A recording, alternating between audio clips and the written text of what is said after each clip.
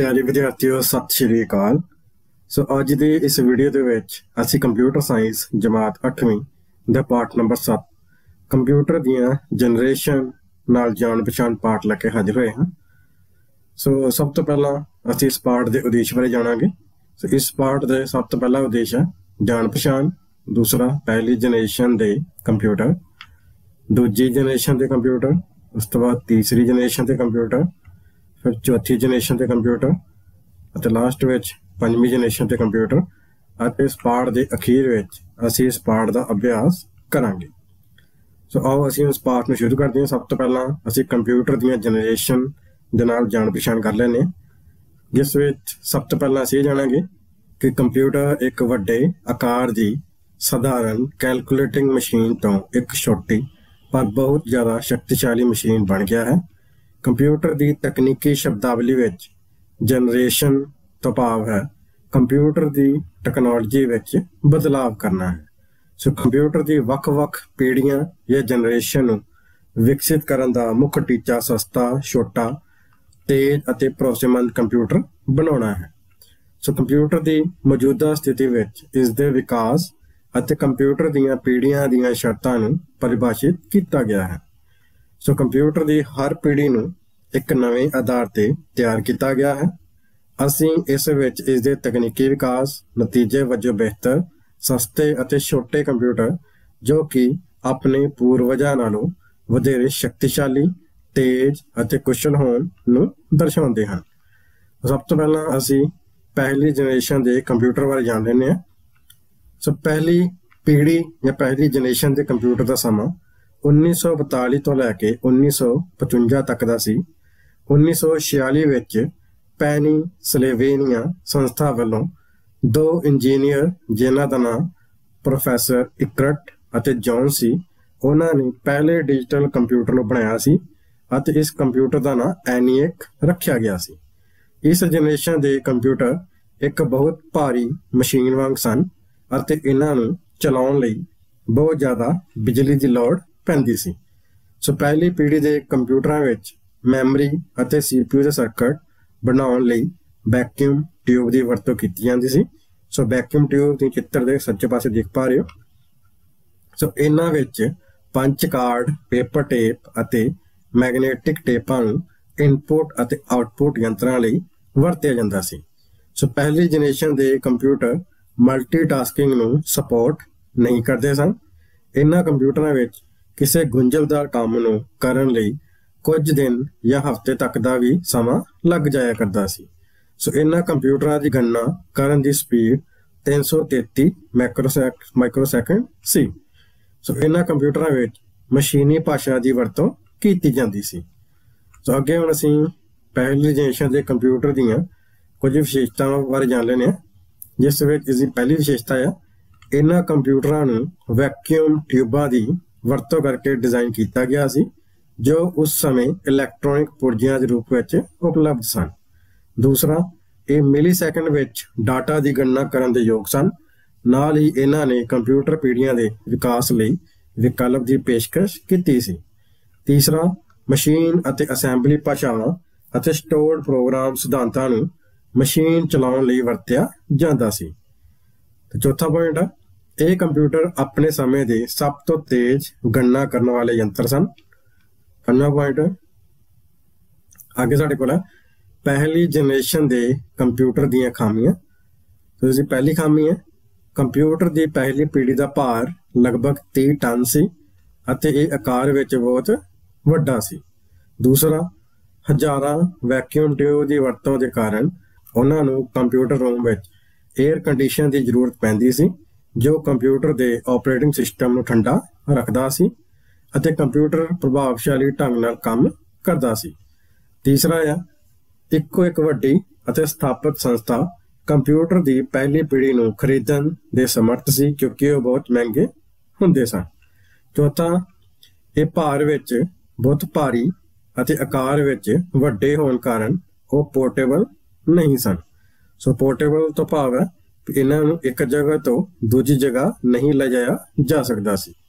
पंजवां point है नाल ही magnetic ड्रामां की मौजूदगी के कारण उन्हां विच सीमित स्टोरेज समर्था शामिल सी जो सिर्फ थोड़ी जी जानकारी रखने दे योग सन। अगे हुण असीं इसदा 6वां पॉइंट पढ़ांगे।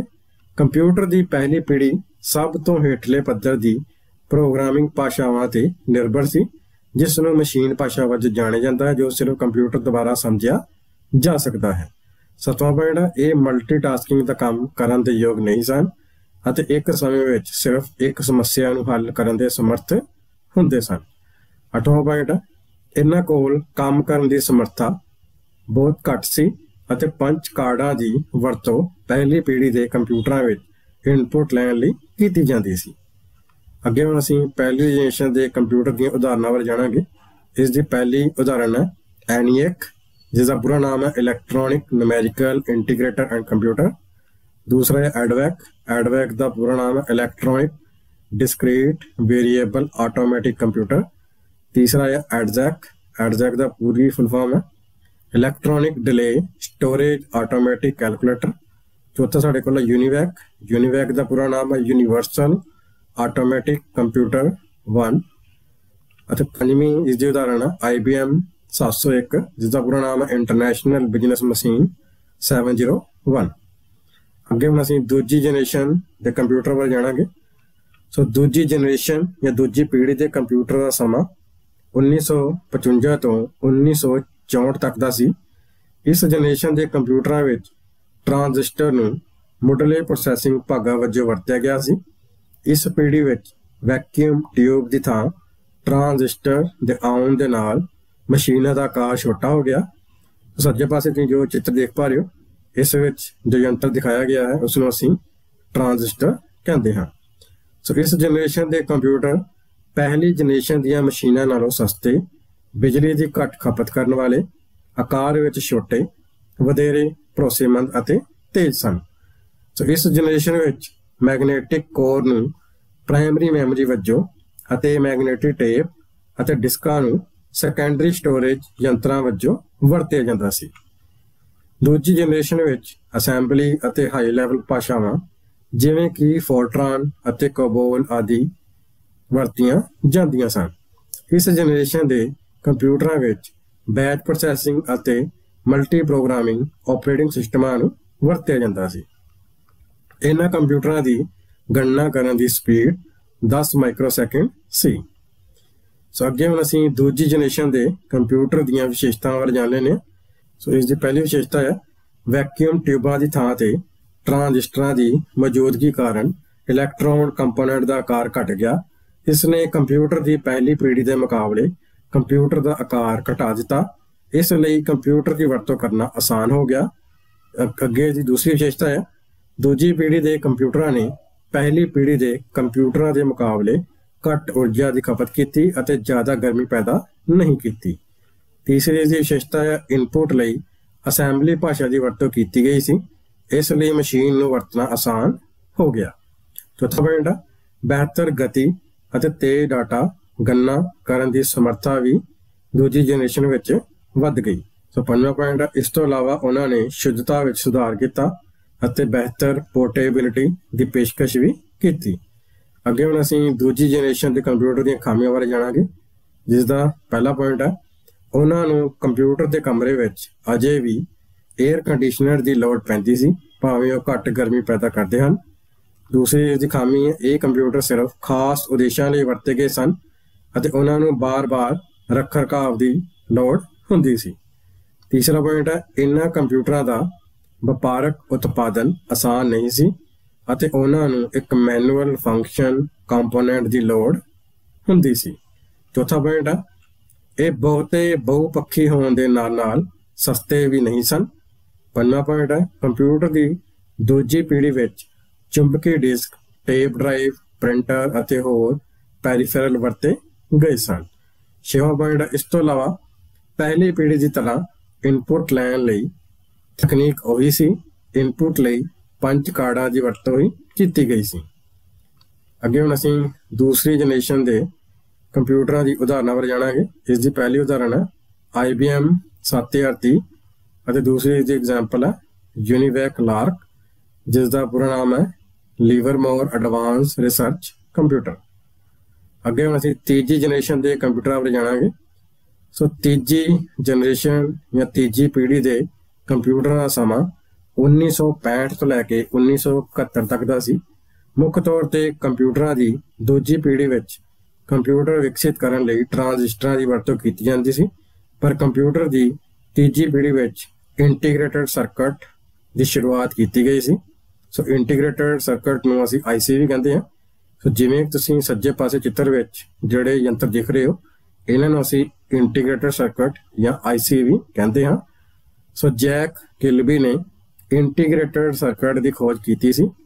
ट्रांजिस्टर की थां ते एक सिंगल इंटीग्रेटेड सर्किट विच बहुत सारे ट्रांजिस्टर, कैपेसिटर अते रोधक वरते जा सकते हैं। इंटीग्रेटेड सर्किटां की वरतों के कारण कंप्यूटर आकार विच छोटा, कुशल अते वधेरे भरोसेमंद सी। रिमोट प्रोसैसिंग, टाइम शेयरिंग अते मल्टी प्रोग्रामिंग ऑपरेटिंग सिस्टम वाले तीजे पीढ़ी के कंप्यूटर बन गए सन। सो कोबोल, पास्कल, PL1, फोर्ट्रान 2 तो 4 अते एल्गोल 68 वर्गियां कई प्रोग्रामिंग भाषावां तीजी पीढ़ी के कंप्यूटरां विच वरतियां जांदियां सन। पंच कार्ड, प्रिंट आउट अते मोनीटरां की वरतों इनपुट अते आउटपुट डिवाइसां वजों की जाती सी। पंच कार्ड अते प्रिंट आउट नूं कीबोर्ड नाल बदल दिता गया सी अते मोनीटर नूं ऑपरेटिंग सिस्टम विच जोड़िया गया सी। सो डिजिटल इक्विपमेंट कारपोरेशन ने पहला व्यापारक कंप्यूटर बाजार विच पेश किया सी। सो अगे हुण असीं तीजी जनरेशन के कंप्यूटर दीआं विशेषतावां बारे जाणांगे। सो इन्हां कंप्यूटरां नूं घट थां की लोड़ हुंदी है, क्योंकि ये पिछलियां 2 पीढ़ियां के कंप्यूटरां की तुलना विच आकार विच छोटे सन। जिवें कि इन्हां कंप्यूटरां नूं बनाउण लई वरती गई IC या इंटीग्रेटेड चिप टैक्नोलॉजी ने कंप्यूटरां नूं वधेरे भरोसेमंद बनाया है। दूसरी इसकी विशेषता है उन्हां नूं ऑपरेशनां दौरान बहुत ज़्यादा ऊर्जा की लोड़ नहीं सी, नाल ही उन्होंने घट गर्मी पैदा की। तीसरी इसकी विशेषता है ये पोर्टेबल होने के कारण व्यापक तौर पर वरते गए सन अते बेहतर गति की पेशकश भी इन्हां वल्लों पेश की गई सी। चौथा पॉइंट है ये कंप्यूटर हैड डिस्चार्ज लई एक पखे की वरतों करते सन अते दस्ती गन्ना की लोड़ नहीं सी इस विच पैंदी।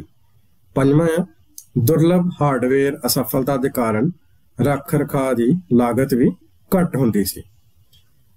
अगे हम इस तो अगला पॉइंट है वो आम उद्देश्यों लिए वरते जाते हैं अते जानकारी रखने लई उच्च स्टोरेज समर्था रखते हैं। सतवीं इसकी विशेषता है इस तो अलावा कंप्यूटरों की तीजी पीढ़ी विच इनपुट लैन की प्रक्रिया नूं बदल दिता गया सी। उन्होंने पंच कार्डां की बजाय माउस अते कीबोर्ड की वरतों करके इनपुट लैन की प्रक्रिया नूं बदल दिता। अगे हुण असीं तीजी जनरेशन के कंप्यूटर दी खामियां बारे जाणांगे। इसकी पहली खामी है तीजी पीढ़ी के कंप्यूटरों की सब तो वड्डी सीमा यह सी कि उन्हां नूं हजे भी एयर कंडीशनिंग की लोड़ हुंदी है, भावें वो घट गर्मी पैदा करते हैं। दूसरी इसकी खामी है IC चिप का निर्माण बहुत ही आधुनिक टैक्नोलॉजी द्वारा पूरा करना संभव सी। तीसरी इसकी खामी है तीजी पीढ़ी के कंप्यूटरों लई वरतन लई रस्मी सिखलाई की लोड़ हुंदी सी। चौथी इसकी खामी है नाल ही IC चिप नूं कायम रखना आसान नहीं सी। अगे हुण असीं तीजी जनरेशन के कंप्यूटरों दी उदाहरणां बारे जाणांगे। इसकी पहली उदाहरण है IBM 360/370। सो IBM का पूरा नाम है इंटरनेशनल बिजनेस मशीन। दूसरा इसकी उदाहरण है PDP 8। PDP का पूरा नाम है पर्सनल डाटा प्रोसेसर। तीसरी इसकी उदाहरण है PDP 11। चौथी इसकी एग्जाम्पल है CDC। CDC का पूरा नाम है कंट्रोल डाटा कारपोरेशन 6600। अगे हुण असीं चौथी जनरेशन के कंप्यूटर बारे जाणांगे। सो चौथी पीढ़ी के कंप्यूटरों विच LSI जिसका पूरा नाम है लार्ज स्केल इंटीग्रेशन IC तो भाव है इंटीग्रेटेड सर्किट की थां ते VLSI यानी कि वैरी लार्ज स्केल इंटीग्रेशन अते ULSI यानी कि अल्ट्रा लार्ज स्केल इंटीग्रेशन की वरतों होना शुरू हुई, जिस विच एक चिप विच लगभग लखां चीज़ां नूं स्टोर किया जा सकता सी। VLSI यानी कि वैरी लार्ज स्केल इंटीग्रेशन तकनीक के आउण नाल ਮਾਈਕਰੋ ਪ੍ਰੋਸੈਸਰ ਨੂੰ ਬਣਾਇਆ ਗਿਆ, ਜਿਸ ਕਰਕੇ ਕੰਪਿਊਟਰ ਦੇ ਆਕਾਰ ਵਿੱਚ ਕਮੀ ਅਤੇ ਕੰਮ ਕਰਨ ਦੀ ਸਮਰੱਥਾ ਵਿੱਚ ਵਾਧਾ ਹੋਇਆ। ਸੋ ਜਿਵੇਂ ਤੁਸੀਂ ਸੱਜੇ ਪਾਸੇ ਉੱਪਰਲੇ ਚਿੱਤਰ ਵਿੱਚ ਦੇਖ ਪਾ ਰਹੇ ਹੋ, ਜਿਹੜੀ ਛੋਟੀ ਜਿਹੀ ਚਿਪ ਹੈ ਇਸ ਨੂੰ ਅਸੀਂ ਮਾਈਕਰੋ ਪ੍ਰੋਸੈਸਰ ਕਹਿੰਦੇ ਹਾਂ। ਸੋ ਮਾਈਕਰੋ ਪ੍ਰੋਸੈਸਰ ਦੀ ਵਰਤੋਂ ਸਿਰਫ ਕੰਪਿਊਟਰ ਵਿੱਚ ਹੀ ਨਹੀਂ ਬਲਕਿ ਹੋਰ ਵੀ ਬਹੁਤ ਸਾਰੇ ਉਤਪਾਦਾਂ ਵਿੱਚ ਕੀਤਾ ਗਿਆ, ਜਿਵੇਂ ਵਾਹਨ, ਸਿਲਾਈ machine, microwave oven, electronic game ਆਦਿ। ਸੋ ਮੈਗਨੈਟਿਕ ਡਿਸਕ ਅਤੇ ਟੇਪ ਦੀ ਥਾਂ ਤੇ ਸੈਮੀਕੰਡਕਟਰ ਮੈਮਰੀ ਦੀ ਵਰਤੋਂ ਹੋਣ ਲੱਗੀ ਅਤੇ ਰੈਮ ਦੀ ਸਮਰੱਥਾ ਵਿੱਚ ਵਾਧਾ ਹੋਣ ਨਾਲ ਸਮੇਂ ਦੀ ਬਚਤ ਹੋਈ ਅਤੇ ਕੰਮ ਬਹੁਤ ਤੇਜ਼ ਗਤੀ ਨਾਲ ਹੋਣ ਲੱਗ ਪਏ। ਸੋ ਇਸ ਸਮੇਂ ਦੌਰਾਨ ਹੀ ਗ੍ਰਾਫਿਕਲ ਯੂਜ਼ਰ ਇੰਟਰਫੇਸ ਯਾਨੀ ਕਿ GUI ਦੇ ਵਿਕਾਸ ਨਾਲ ਕੰਪਿਊਟਰ ਦੀ ਵਰਤੋਂ ਕਰਨਾ ਹੋਰ ਵੀ ਸੌਖਾ ਹੋ ਗਿਆ। ਸੋ MS-DOS, MS ਵਿੰਡੋਜ਼ ਅਤੇ ਐਪਲ ਮੈਕ ਆਪਰੇਟਿੰਗ ਸਿਸਟਮ ਅਤੇ C ਭਾਸ਼ਾ ਦਾ ਵਿਕਾਸ ਵੀ ਇਸ ਸਮੇਂ ਦੌਰਾਨ ਹੀ ਹੋਇਆ। ਸੋ ਅੱਗੇ ਹੁਣ ਅਸੀਂ ਚੌਥੀ ਜਨਰੇਸ਼ਨ ਦੇ ਕੰਪਿਊਟਰ ਦੀਆਂ ਵਿਸ਼ੇਸ਼ਤਾਵਾਂ ਬਾਰੇ ਜਾਣਾਂਗੇ। ਇਸ ਦੀ ਪਹਿਲੀ ਵਿਸ਼ੇਸ਼ਤਾ ਆ ਭਾਗਾਂ ਦੀ ਉੱਚ ਘਣਤਾ ਕਾਰਨ ਚੌਥੀ ਪੀੜ੍ਹੀ ਦੇ ਕੰਪਿਊਟਰਾਂ ਦਾ ਆਕਾਰ ਘਟ ਗਿਆ। ਦੂਸਰੀ ਇਸ ਦੀ ਵਿਸ਼ੇਸ਼ਤਾ ਹੈ ਇਹਨਾਂ ਕੰਪਿਊਟਰਾਂ ਦਾ ਵਿਕਾਸ ਪੂਰੀ ਤਰ੍ਹਾਂ ਆਮ ਉਦੇਸ਼ ਦੀ ਵਰਤੋਂ ਲਈ ਸੀ। ਤੀਸਰੀ ਇਸ ਦੀ ਵਿਸ਼ੇਸ਼ਤਾ ਹੈ ਇਹ ਵਧੇਰੇ ਭਰੋਸੇਮੰਦ ਹਨ ਅਤੇ ਇਹਨਾਂ ਕੰਪਿਊਟਰਾਂ ਦੀ ਗਰਮੀ ਪੈਦਾ ਕਰਨ ਦੀ ਸਮਰੱਥਾ ਬਹੁਤ ਘੱਟ ਸੀ। ਚੌਥੀ ਇਸ ਦੀ ਵਿਸ਼ੇਸ਼ਤਾ ਹੈ ਚੌਥੀ ਪੀੜ੍ਹੀ ਵਿੱਚ ਬਣੇ ਕੰਪਿਊਟਰਾਂ ਨੂੰ ਕਈ ਮਾਮਲਿਆਂ ਵਿੱਚ 에ਅਰ ਕੰਡੀਸ਼ਨ ਦੀ ਲੋੜ ਨਹੀਂ ਪੈਂਦੀ ਸੀ। ਪੰਜਵੀਂ ਇਸ ਦੀ ਵਿਸ਼ੇਸ਼ਤਾ ਹੈ ਇਹਨਾਂ ਕੰਪਿਊਟਰਾਂ ਨੂੰ ਘੱਟੋ ਘੱਟ ਰੱਖ ਰਖਾਅ ਦੀ ਲੋੜ ਹੁੰਦੀ ਸੀ। ਛੇਵਾਂ ਇਸ ਦੀ ਵਿਸ਼ੇਸ਼ਤਾ ਹੈ ਚੌਥੀ ਪੀੜ੍ਹੀ ਦੇ ਕੰਪਿਊਟਰ ਪਿਛਲੇ ਸੰਸਕਰਨਾਂ ਦੇ ਮੁਕਾਬਲੇ ਸਸਤੇ ਅਤੇ ਪੋਰਟੇਬਲ ਸਨ, ਭਾਵ ਇਹਨਾਂ ਨੂੰ ਇੱਕ ਥਾਂ ਤੋਂ ਦੂਜੀ ਥਾਂ ਤੱਕ ਲਿਜਾਇਆ ਜਾ ਸਕਦਾ ਸੀ। ਅੱਗੇ ਹੁਣ ਅਸੀਂ ਇਸ ਦੀ ਸੱਤਵੀਂ ਵਿਸ਼ੇਸ਼ਤਾ ਬਾਰੇ ਜਾਣਾਂਗੇ। ਗਤੀ ਦੇ ਮਾਮਲੇ ਵਿੱਚ ਚੌਥੀ ਪੀੜ੍ਹੀ ਦੇ ਕੰਪਿਊਟਰ ਪਹਿਲੀਆਂ ਤਿੰਨੋਂ ਜਨਰੇਸ਼ਨਾਂ ਜਾਂ ਪਹਿਲੀ ਤਿੰਨੋਂ ਪੀੜ੍ਹੀਆਂ ਦੇ ਮੁਕਾਬਲੇ ਬਹੁਤ ਤੇਜ਼ ਸਨ। ਅੱਠਵੀਂ ਇਸ ਦੀ ਵਿਸ਼ੇਸ਼ਤਾ ਹੈ ਇਸ ਮਿਆਦ ਦੇ ਦੌਰਾਨ PC ਜਾਂ ਪਰਸਨਲ ਕੰਪਿਊਟਰ ਵਧੇਰੇ ਆਮ ਹੋਣ ਦੇ ਨਾਲ ਨਾਲ ਕਿਫਾਇਤੀ ਬਣ ਗਏ। ਨੌਵੀਂ ਇਸ ਦੀ ਵਿਸ਼ੇਸ਼ਤਾ ਹੈ ਇਹਨਾਂ ਕੰਪਿਊਟਰਾਂ ਦੇ ਵਿਕਾਸ ਦਾ ਉਦੇਸ਼ ਵਪਾਰਕ ਉਤਪਾਦਨ ਲਈ ਸੀ। ਦਸਵਾਂ ਇਸ ਦੀ ਵਿਸ਼ੇਸ਼ਤਾ ਹੈ ਕੰਪਿਊਟਰਾਂ ਦੀ ਇਸ ਪੀੜ੍ਹੀ ਵਿੱਚ ਹਰ ਕਿਸਮ ਦੀਆਂ ਉੱਚ ਪੱਧਰੀ ਭਾਸ਼ਾਵਾਂ ਦੀ ਵਰਤੋਂ ਕੀਤੀ ਜਾ ਸਕਦੀ ਹੈ। ਅੱਗੇ ਹੁਣ ਅਸੀਂ ਚੌਥੀ ਜਨਰੇਸ਼ਨ ਦੇ ਕੰਪਿਊਟਰ ਦੀਆਂ ਖਾਮੀਆਂ ਬਾਰੇ ਜਾਣਾਂਗੇ। ਇਸ ਦੀ ਪਹਿਲੀ ਖਾਮੀ ਹੈ VLSI ਯਾਨੀ ਕਿ very large scale integration. Chip ਦੇ ਨਿਰਮਾਣ ਲਈ ਬਹੁਤ ਹੀ ਉੱਨਤ ਟੈਕਨੋਲੋਜੀ ਦੀ ਲੋੜ ਹੁੰਦੀ ਸੀ। ਦੂਸਰਾ, ਇਹਨਾਂ ਕੰਪਿਊਟਰਾਂ ਦੀਆਂ ਹੋਰ ਸੀਮਾਵਾਂ ਵਿੱਚੋਂ ਇੱਕ ਉਹ ਬਹੁਤ ਹੀ ਵਧੀਆ ਸਨ। ਤੀਸਰਾ, ਉਹਨਾਂ ਨੂੰ ਸਿਸਟਮ ਨੂੰ ਠੰਡਾ ਕਰਨ ਲਈ ਇੱਕ ਪੱਖੇ ਦੀ ਲੋੜ ਹੁੰਦੀ ਸੀ।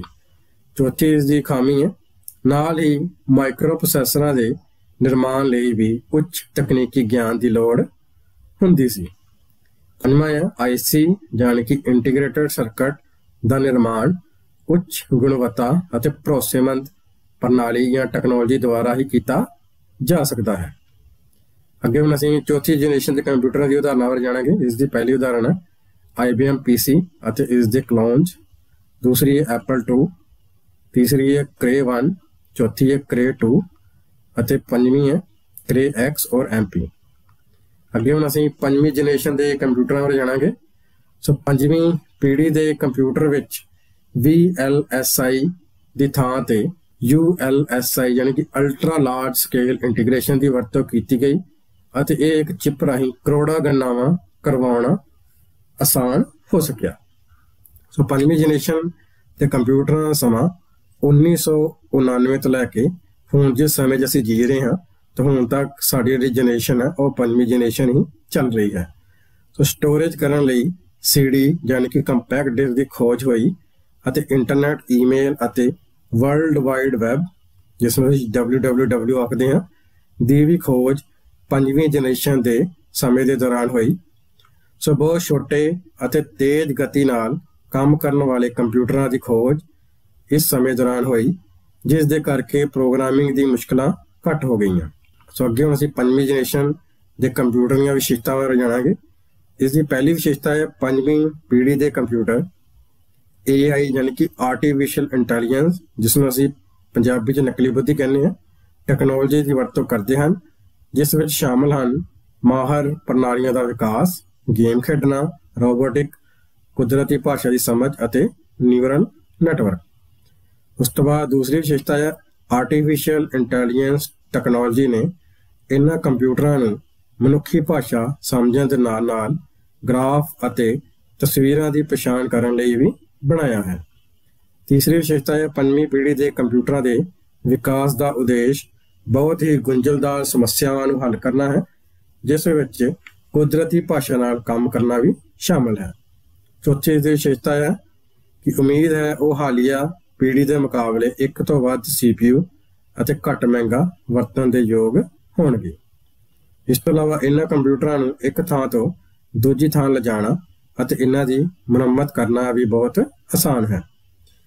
ਲਾਸਟ ਦੀ ਵਿਸ਼ੇਸ਼ਤਾ ਹੈ ਪੰਜਵੀਂ ਪੀੜ੍ਹੀ ਵਿੱਚ ਬਣੇ ਕੰਪਿਊਟਰਾਂ ਨੂੰ ਆਸਾਨੀ ਨਾਲ ਸੰਭਾਲਿਆ ਜਾ ਸਕਦਾ ਹੈ। ਸੋ ਅੱਗੇ ਹੁਣ ਅਸੀਂ ਪੰਜਵੀਂ ਜਨਰੇਸ਼ਨ ਦੇ ਕੰਪਿਊਟਰ ਦੀ ਖਾਮੀਆਂ ਬਾਰੇ ਜਾਣਾਂਗੇ। ਇਸ ਦੀ ਪਹਿਲੀ ਖਾਮੀ ਹੈ ਬੇਰੁਜ਼ਗਾਰੀ ਦਾ ਡਰ। ਸੋ ਹਾਲਾਂਕਿ ਆਰਟੀਫਿਸ਼ੀਅਲ ਇੰਟੈਲੀਜੈਂਸ ਬਹੁਤ ਸਾਰੇ ਲਾਭਾਂ ਦੀ ਪੇਸ਼ਕਸ਼ ਕਰਦਾ ਹੈ, ਬਹੁਤ ਸਾਰੇ ਲੋਕ ਹਨ ਜੋ ਆਪਣੀ ਨੌਕਰੀ ਬਾਰੇ ਡਰ ਮਹਿਸੂਸ ਕਰਦੇ ਹਨ ਅਤੇ ਸੋਚਦੇ ਹਨ ਕਿ ਆਰਟੀਫਿਸ਼ੀਅਲ ਇੰਟੈਲੀਜੈਂਸ ਭਵਿੱਖ ਵਿੱਚ ਉਹਨਾਂ ਦੀ ਨੌਕਰੀਆਂ ਦੀ ਥਾਂ ਲੈ ਲਵੇਗਾ। ਕਿਤੇ ਨਾ ਕਿਤੇ ਇਹ ਸੱਚ ਹੈ, ਪਰ ਇਹ ਪੂਰੀ ਤਰ੍ਹਾਂ ਇਸ ਗੱਲ 'ਤੇ ਨਿਰਭਰ ਕਰਦਾ ਹੈ ਕਿ ਸੰਸਾਰ ਕਿਵੇਂ ਕੰਮ ਕਰਦਾ ਹੈ। ਲੋਕਾਂ ਨੂੰ ਨਵੀਆਂ ਤਕਨੀਕਾਂ ਹਾਸਲ ਕਰਨ ਦੇ ਯੋਗ ਹੋਣਾ ਚਾਹੀਦਾ ਹੈ ਅਤੇ ਉਹਨਾਂ ਤੋਂ ਡਰਨਾ ਨਹੀਂ ਚਾਹੀਦਾ। ਦੂਸਰੀ ਇਸ ਦੀ ਖਾਮੀ ਹੈ ਦੁਨੀਆ ਨੂੰ ਸੰਭਾਲਣਾ। ਆਰਟੀਫਿਸ਼ੀਅਲ ਇੰਟੈਲੀਜੈਂਸ ਦੁਨੀਆ ਲਈ ਸਿਹਤਮੰਦ ਨਹੀਂ ਹੈ। ਇਹ ਕਿਸੇ ਤਰ੍ਹਾਂ ਸੱਚ ਹੈ ਕਿਉਂਕਿ ਆਰਟੀਫਿਸ਼ੀਅਲ ਇੰਟੈਲੀਜੈਂਸ ਵਿਗਿਆਨ ਗਲਪ ਫਿਲਮਾਂ ਵਾਂਗ ਸਾਰੀ ਦੁਨੀਆ ਨੂੰ ਸੰਭਾਲਣ ਦੇ ਬਹੁਤ ਨੇੜੇ ਹੈ। ਹਾਂ, ਅਜਿਹਾ ਹੋਣ ਦੀ ਜ਼ਿਆਦਾ ਸੰਭਾਵਨਾ ਹੈ, ਪਰ ਯਾਦ ਰੱਖੋ ਅਜਿਹੇ ਕੰਪਿਊਟਰ ਸਿਸਟਮ ਜਾਂ ਰੋਬੋਟ ਜੋ ਮਨੁੱਖ ਵਾਂਗ ਸੋਚਣ ਦੀ ਸਮਰੱਥਾ ਰੱਖਦੇ ਹਨ, ਉਸੇ ਯੋਗਤਾ ਜਾਂ ਬੁੱਧੀ ਨਾਲ ਕੁਝ ਬਣਾਉਣ ਲਈ ਵਧੇਰੇ ਸਮਾਂ ਅਤੇ ਬਹੁਤ ਮਿਹਨਤ ਕਰਦੇ ਹਨ। ਤੀਸਰੀ ਇਸ ਦੀ ਖਾਮੀ ਹੈ ਲੋਕਾਂ ਦੀ ਜਾਸੂਸੀ। ਸੋ ਪੰਜਵੀਂ ਪੀੜ੍ਹੀ ਦੇ ਕੰਪਿਊਟਰ ਦਾ ਇੱਕ ਹੋਰ ਨੁਕਸਾਨ ਲੋਕਾਂ ਦੀ ਜਾਸੂਸੀ ਹੈ, ਜੋ ਕਿ ਕਿਸੇ ਤਰ੍ਹਾਂ ਸੱਚ ਹੈ। ਇਹ ਕੰਪਿਊਟਰ ਵਧੇਰੇ ਸ਼ਕਤੀਸ਼ਾਲੀ ਹੋਣਗੇ। ਉਦਾਹਰਨ ਲਈ ਵੱਡੀਆਂ ਸੰਸਥਾਵਾਂ ਜਾਂ ਸਰਕਾਰ ਪੰਜਵੀਂ ਪੀੜ੍ਹੀ ਵਿੱਚ ਬਣੇ ਕੰਪਿਊਟਰਾਂ ਦੀ ਮਦਦ ਨਾਲ ਦੂਜੇ ਲੋਕਾਂ ਦੀ ਜਾਸੂਸੀ ਕਰਨ ਦੇ ਯੋਗ ਵੀ ਹੋਣਗੇ। ਸੋ ਅੱਗੇ ਹੁਣ ਅਸੀਂ ਪੰਜਵੀਂ ਜਨਰੇਸ਼ਨ ਦੇ ਕੰਪਿਊਟਰ ਦੀਆਂ ਉਦਾਹਰਨਾਂ ਬਾਰੇ ਜਾਣ ਲੈਂਦੇ ਹਾਂ। ਸੋ ਇਸ ਦੀ ਪਹਿਲੀ ਉਦਾਹਰਨ ਹੈ IBM ਨੋਟਬੁੱਕ, ਦੂਸਰਾ ਹੈ ਸਨ ਵਰਕਸਟੇਸ਼ਨ, ਤੀਸਰਾ ਹੈ ਪਰਮ 10,000, ਚੌਥੀ ਇਸ ਦੀ ਉਦਾਹਰਨ ਹੈ ਪੈਂਟੀਅਮ PC ਤੇ ਪੰਜਵੀਂ ਇਸ ਦੀ ਉਦਾਹਰਨ ਹੈ IBM SP2। ਸੋ ਬੱਚੇ ਹੁਣ ਅਸੀਂ ਕੰਪਿਊਟਰ ਦੀਆਂ ਜਨਰੇਸ਼ਨ ਪਾਰਟ ਦਾ ਅਭਿਆਸ ਕਰਾਂਗੇ, ਜਿਸ ਵਿੱਚ ਸਭ ਤੋਂ ਪਹਿਲਾਂ ਸਾਡੇ ਕੋਲ ਖਾਲੀ ਥਾਂ ਭਰੋ। ਇਸ ਵਿੱਚ ਪਹਿਲੀ ਖਾਲੀ ਥਾਂ ਹੈ ਦੂਜੀ ਜਨਰੇਸ਼ਨ ਦੇ ਕੰਪਿਊਟਰਾਂ ਵਿੱਚ ਟਰਾਂਜਿਸਟਰ ਨੂੰ ਮੁੱਢਲੇ ਪ੍ਰੋਸੈਸਿੰਗ ਭਾਗਾਂ ਵਜੋਂ ਵਰਤਿਆ ਗਿਆ। ਸਾਡੇ ਕੋਲ ਇਸ ਦੀਆਂ ਆਪਸ਼ਨ ਨੇ vacuum tube, VLSI circuit, ULSI circuit ਅਤੇ ਟਰਾਂਜਿਸਟਰ। ਸਾਡੇ ਕੋਲ ਇਹਦਾ ਸਹੀ ਉੱਤਰ ਹੈ ਦੂਜੀ ਜਨਰੇਸ਼ਨ ਦੇ ਕੰਪਿਊਟਰਾਂ ਦੇ ਵਿੱਚ ਟਰਾਂਜਿਸਟਰ ਨੂੰ ਮੁੱਢਲੇ ਪ੍ਰੋਸੈਸਿੰਗ ਭਾਗਾਂ ਵਜੋਂ ਵਰਤਿਆ ਗਿਆ। ਸੋ ਦੂਜੀ ਸਾਡੇ ਕੋਲ ਖਾਲੀ ਥਾਂ ਹੈ ਕੰਪਿਊਟਰਾਂ ਦੀ ਜਨਰੇਸ਼ਨ VLSI ਸਰਕਟਾਂ ਦੀ ਵਰਤੋਂ ਕਰਦੀ ਹੈ। ਸਾਡੇ ਕੋਲ ਜੋ ਆਪਸ਼ਨ ਹੈ ਪਹਿਲੀ, ਦੂਜੀ, ਤੀਜੀ ਜਾਂ ਚੌਥੀ। ਸਾਡੇ ਕੋਲ ਸਹੀ ਉੱਤਰ ਹੈ ਕੰਪਿਊਟਰਾਂ ਦੀ ਚੌਥੀ ਜਨਰੇਸ਼ਨ VLSI ਸਰਕਟਾਂ ਦੀ ਵਰਤੋਂ ਕਰਦੀ ਹੈ। ਤੀਸਰੀ ਸਾਡੇ ਕੋਲ ਖਾਲੀ ਥਾਂ ਹੈ ਤੀਜੀ ਜਨਰੇਸ਼ਨ ਦੇ ਕੰਪਿਊਟਰਾਂ ਵਿੱਚ ਟਰਾਂਜਿਸਟਰਾਂ ਦੀ ਜਗ੍ਹਾ ਡੈਸ਼ ਵਰਤੇ ਜਾਂਦੇ ਹਨ। ਸਾਡੇ ਕੋਲ ਇਸ ਦੇ ਆਪਸ਼ਨ ਨੇ ਇੰਟੀਗ੍ਰੇਟਡ ਸਰਕਟ, ਵੈਕਿਊਮ ਟਿਊਬਾਂ, VLSI ਸਰਕਟ ਜਾਂ ULSI ਸਰਕਟ। ਸਾਡੇ ਕੋਲ ਸਹੀ ਉੱਤਰ ਹੈ ਤੀਜੀ ਜਨਰੇਸ਼ਨ ਦੇ ਕੰਪਿਊਟਰਾਂ ਵਿੱਚ ਟਰਾਂਜਿਸਟਰਾਂ ਦੀ ਜਗ੍ਹਾ ਇੰਟੀਗ੍ਰੇਟਡ ਸਰਕਟ ਵਰਤੇ ਜਾਂਦੇ ਹਨ।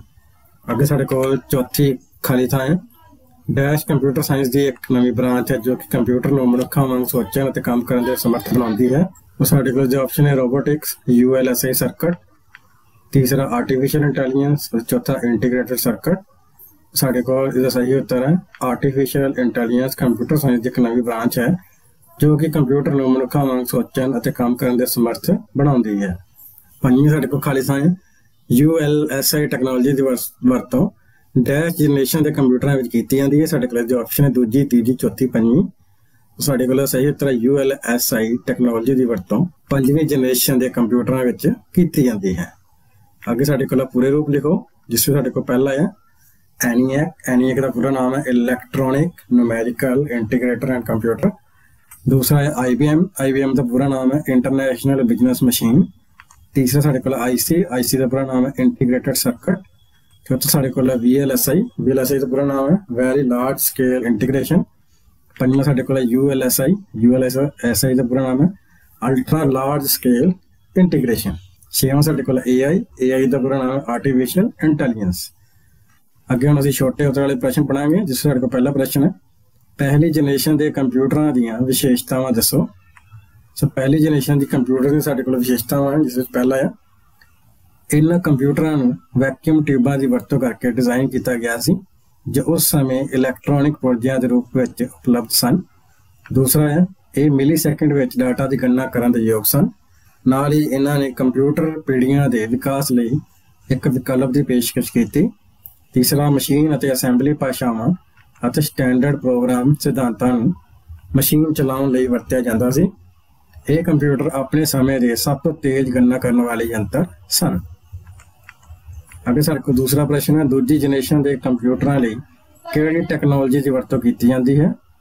साडे कोल उत्तर है दूजी जनरेशन के कंप्यूटरों में ट्रांजिस्टर नूं मुढले प्रोसैसिंग भागां वजों मैगनैटिक कोर नूं मुख मैमरी वजों अते मैगनैटिक टेप अते डिस्कां नूं सैकेंडरी स्टोरेज के तौर पर वरतिया जांदा सी। इस जनरेशन के कंप्यूटर सस्ते, बिजली की घट खपत करने वाले, आकार में छोटे, वधेरे भरोसेमंद अते तेज सन। तीजा साडे कोल प्रश्न है IC की है। एक IC नूं एक माइक्रोचिप वजों परिभाषित किया गया है, जिस उत्ते हज़ारां अते सैकड़े बिजली के हिस्से जिवें कि रजिस्टर, कैपेसिटर अते ट्रांजिस्टर घड़े हुए हैं। एक IC एक ऑसीलेटर, एंपलीफायर, माइक्रोप्रोसेसर, टाइमर या कंप्यूटर मैमरी के तौर पर काम करता है। चौथा साडे कोल प्रश्न है चौथी जनरेशन के कंप्यूटर संबंधी लिखो। सो चौथी जनरेशन के कंप्यूटर का समा 1975 तो लैके 1999 तक का सी। चौथी जनरेशन के computer very large scale integration सर्किटां की वरतों करते सन।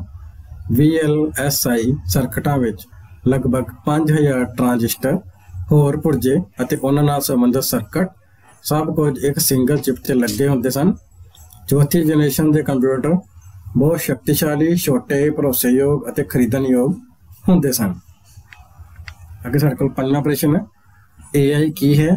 AI के महत्वपूर्ण खेत्रों के नाम लिखो। सो आर्टिफिशियल इंटैलीजेंस तो भाव बौद्धिक योग्यता नूं बनावटी तरीके नाल विकसित करना है। आर्टिफिशियल इंटैलीजेंस शब्द दो वख-वख शब्दों तो मिलकर बनया है, आर्टिफिशियल प्लस इंटैलीजेंस। इस विच आर्टिफिशियल तो भाव है जो कि कुदरती ना होके बनावटी होवे अते मनुख द्वारा विकसित की गई होवे।